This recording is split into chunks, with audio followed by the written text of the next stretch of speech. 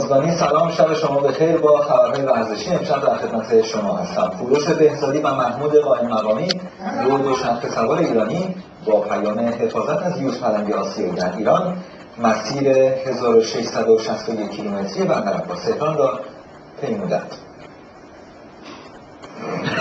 دوچرخه سوار 31 و 65 ساله دیروز در بعد ورود به بندرعباس هدف خود را از این حرکت حمایت و حفاظت از یوز پلنگ آسیایی در حال انقراض در کشورمان اعلام کردند. این سفر خاص عمدتاً به خاطر مسئله انقراض یوز پلنگ و اینکه در واقع یوز پلنگ آسیایی که الان فقط در ایران هست که الان به همین دلیل ما میگیم الان یوز پلنگ ایرانی این در خطر انقراض یوز پلنگ یک علامت خیلی در واقع منفی هست که این زنگ خطری است که ممکنه بقیه این گونه ها هم از بین برن.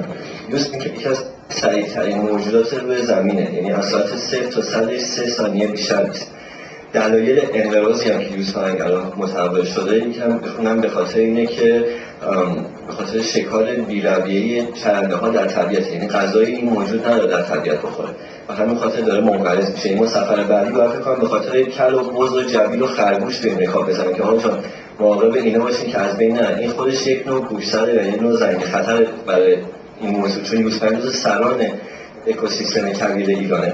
و یکی از موارد دیگه که باعث از بین رفتن شده تصادفات جاده‌ای بوده که دوستان باید حواسشون باشه از مسیر قم تا کرمان که الان یوز پلنگ مونده حواس باشه تو مسیر که رانندگی میکنن تصادف نکنن. این دوچرخه سواران طرفدار محیط زیست مسافت 1610 کیلومتر تهران، قم، اصفهان، یزد، کرمان و بندرعباس را به مدت 32 روز پیمودند. کوروش بهزادی و محمد قائم مقامی پیش از این نیز در حمایت از دریاچه ارومیه، دلفین‌های خشک و جنگل‌های شمالی کشور مسافت‌های مختلفی را رکاب زده بودند.